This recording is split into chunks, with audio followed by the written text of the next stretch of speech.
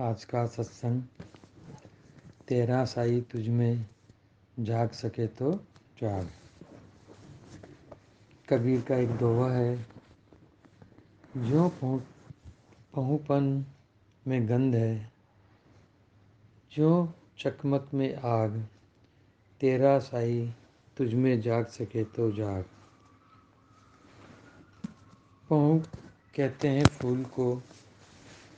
जिस प्रकार फूल में सुगंध है और चकमक एक प्रकार का पत्थर होता है जिसे रगड़ने से अग्नि पैदा होती है, उसी तरह तेरे प्रभु जो है वे तेरे हृदय में है। यदि तू सचेतन हो सके, यदि तू जाग सके तो जाग जा। दो प्रकार की चीज़ें आपके सामने हैं, एक स्थूल है और एक सूक्ष्म। कई चीज़ें स्थूल है, वे अपने आप में दिखलाई देती है, जैसे दूध है, पहाड़ है और भी बहुत कुछ है। और जो सूक्ष्म है उसका रूप आपको दिखलाई नहीं देता। जिस प्रकार की आप सांस लेते हैं, सांस फेंकते हैं, ये दोनों ही काम होते रहते हैं, लेकिन इन दोनों का ही कोई रूप नहीं है। न आत्मा का रूप है, न परमात्मा का रूप है। मन का न बुद्धि का रूप है, न चित्त का, न अहंकार का रूप है। रूप है शरीर का। जो आत्म तत्व है उसका कोई रूप है ही नहीं है। सूक्ष्म का ज्ञान सूक्ष्म से होता है और स्थूल का ज्ञान स्थूल से होता है, किंतु जब तक स्थूल का संपर्क सूक्ष्म से नहीं होता तब तक स्थूल में गति पैदा नहीं होती। कुछ ऐसी चीज़ें हैं जिससे आप लोगों का काम पड़ता नहीं है। महात्मा साधु आते हैं, वे अपनी कथा कहानी सुना करके चले जाते हैं। यथार्थ तक तो कम ही पहुंच पाते हैं। यथार्थता के लिए अनुभव करना पड़ेगा और तभी वे यथार्थ वस्तु को जान पाएगा। फूल की सुगंध देखने से नहीं मिलेगी, फूल के समीप जाकर सूंघने से ही उसकी सुगंध प्राप्त हो पाएगी। चकमक पत्थर है आपके पास, किंतु उसे जब तक आप रगड़ेंगे नहीं उसमें से अग्नि नहीं निकलेगी। प्रश्न हो सकता है कि आपने उदाहरण तो दे दिए और यह भी कह दिया कि तेरा साईं तुझ में जाग सके तो जाग। तो यह जागना क्या है, सोना क्या है? जब तक मनुष्य के भीतर जागृति का भाव नहीं आता, जागता नहीं। भीतर कोई भावना उठती नहीं, तब तक आपको किसी चीज़ का ज्ञान नहीं होता। वस्तु पड़ी है, लाख पड़ी है, लेकिन जब आपके भीतर उस वस्तु को जानने की इच्छा होगी तब आप जान सकेंगे, अन्यथा नहीं। आपको जो कुछ बातें कही जाती है उसमें थोड़ा कुछ मन लगाना पड़ता है, कुछ समझना पड़ता है। आप सुनते जाएं कथा, जैसे जैसे रस आए आपको वह रस आप लेते जाए। मैंने रविवार को जीवत्व भाव और शिवत्व भाव के बारे में कुछ बताया था। वे लोग आज आए हैं या नहीं ये मैं नहीं जानता, किंतु मेरे कानों में ये बात आई कि शिवत्व भाव तो हम समझे नहीं, जीवत्व भाव तो हम समझ गए। तो मेरा ये कर्तव्य हो जाता है कि आज उनको एक बार फिर से शिवत्व भाव की बात कहनी है। किस तरह से आपके भीतर का भगवान जो है तो चैतन्य, लेकिन उसकी जागृति नहीं हुई, उसको जगाने की कुछ बात आपको कहनी है। आप ये समझे कि शिव किसे कहते हैं? जो मंगल चाहता हो उसे शिव कहते हैं। जिसके भीतर जीव मात्र के प्रति प्रेम है, दया है, वह शिव। जिसके हृदय में ऐसे भाव स्वतः ही पैदा हो, संग हो जाए, वह है शिव। आप किसी का भला कर नहीं पाते हैं, यह एक दूसरी बात, किंतु भला होवे ये तो आप जानते ही हैं।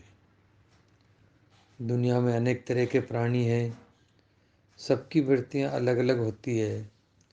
एक के भीतर ये भाव है कि कोई मेरा बुरा चाहे तो भी मैं उसका भला ही चाहूँ। दूसरा भाव ये है कि कोई मेरा भला करेगा तो मैं उसका भला करूं।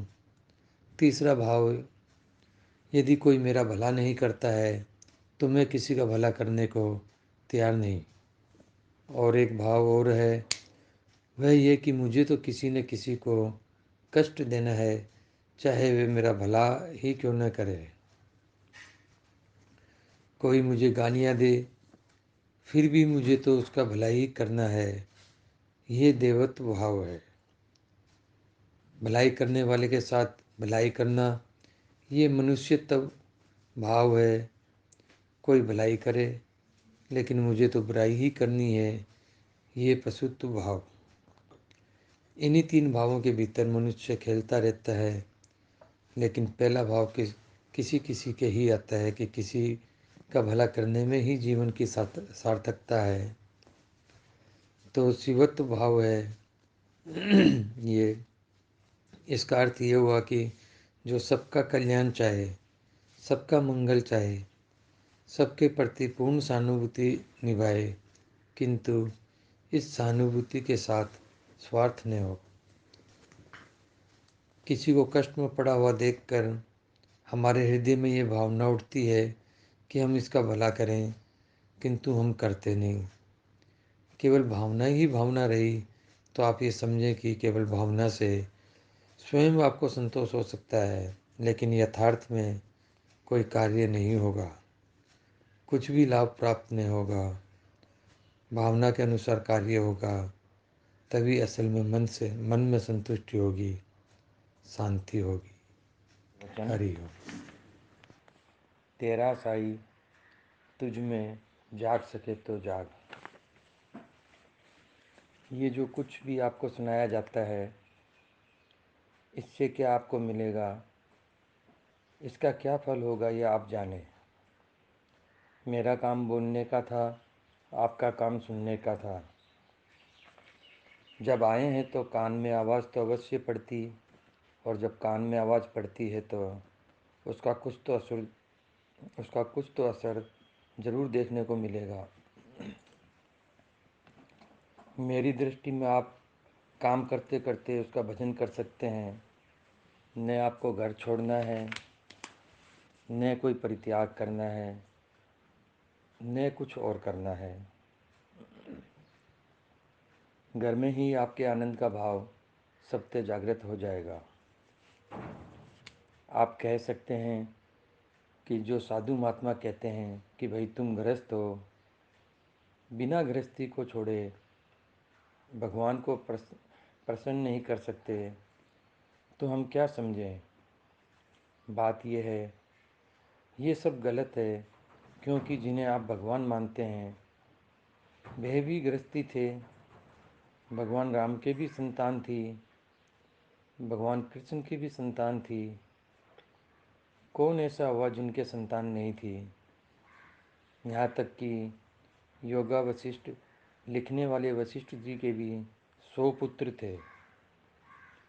आप ये नहीं कह सकते कि आपके संतान हैं इसलिए आप भगवान से अलग हैं, बल्कि इससे तो भगवान के प्रति और भी कृतज्ञ होने का अवसर मिलता है कि भगवान ने आपको संतान दी और भगवान की कृपा से आपके संतान हुई।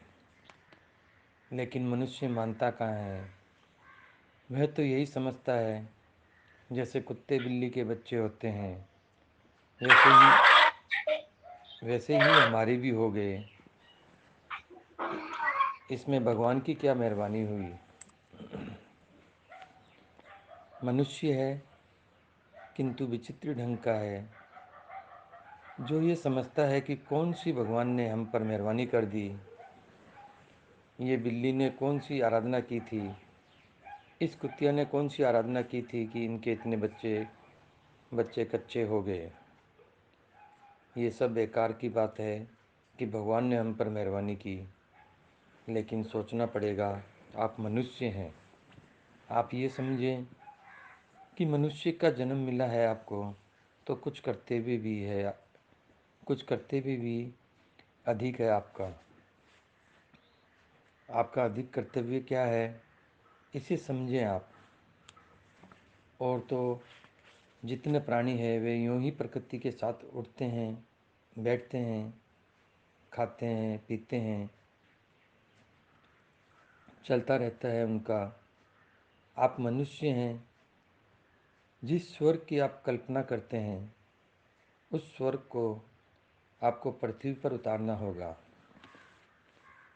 नरक तो बना ही रखा है आपने, उसकी कोई कल्पना करने की ज़रूरत नहीं। नरक में क्या होता है, कष्ट होता है, ये मनुष्य का कहना है। कष्ट तो छोटी छोटी बातों में होता ही रहता है। तो नर्क तो आपने बना ही रखा है। आपको बनाना है तो दुनिया को स्वर्ग बनाना है। स्वर्ग कैसे बनेगा? स्वयं कहते हैं अपने आप को स्वयं रग। रग रग में आपके जब प्रभु का भाव आ जाएगा, तो यही जग आपके लिए स्वर्ग हो जाएगा। नस नस के भीतर रक्त प्रभावित होता है। उस रक्त के भीतर प्रभु का प्रेम ना हो तो ये खून नरक तुल्य हो जाता है। मनुष्य को मानसिक शांति नहीं मिलती। शांति की प्राप्ति के लिए प्रभु की प्रार्थना, प्रभु का नाम अति आवश्यक है। पूछे कोई वो कहाँ है, प्रभु कहाँ है? मैं यदि कहूँ कि आपके भीतर है, और आप कहें कि आपके भीतर है, तो भीतर ही भीतर की बात हुई, दिखलाई तो नहीं दिया। यथार्थ में तो कुछ समझ में नहीं आया कि भगवान कैसे हैं। ये अनुभव करने की बात है। शरीर को स्वस्थ रखने के लिए, बनाए रखने के लिए तो अन्न की, वायु की, जल की, गगन की, अग्नि की आवश्यकता होती है। और मन को खुश करने के लिए, आनंद देने के लिए आपको किस चीज़ की आवश्यकता है? जो व्यक्ति भगवान की विशेषता नहीं समझते, उनके लिए ऋषि मुनियों ने कहा वे भाव को तो समझते नहीं, इसीलिए इनके सामने तस्वीर होनी चाहिए, मंदिर होना चाहिए, हाथ में माला होनी चाहिए, फूल होना चाहिए, प्रसाद होना चाहिए। यदि आपने यूं ही प्रभु के नाम का आनंद ले लिया, तो आपको किसी वस्तु की आवश्यकता नहीं रहती। आपका आनंद आपके भीतर है। आनंद का उद्गम स्थान भीतर है। यदि आपका आनंद आपके भीतर है, तो आपका भगवान भी आपके भीतर है। आप कहते हैं कि आपको चिंता है। क्या आप दिखला सकते हैं चिंता का क्या क्या रूप है, क्या आकार है? यदि चिंता आपके भीतर है, जिसे आप महसूस करते हैं, तो चिंता से मुक्त करने वाला, आनंद देने वाला प्रभु भी आपके भीतर है। केवल उसका वहाँ विराजमान होना आपको महसूस करना है। अन्न शरीर का पोषण करता है, आनंद मन का पोषण करता है। शरीर जब बीमार रहता है, तो वही अन्न जो आपके शरीर को स्वस्थ रखता है, बीमारी की अवस्था में हजम न कर पाने के कारण आपके लिए जहर हो जाता है, आपके लिए कष्ट का कारण हो जाता है। मन स्वस्थ रहता है तो आनंद आता है, वरना आनंद वहाँ का वहाँ खड़ा रह जाता है। मन बीमार तो आनंद कैसे आएगा? हरि ओम।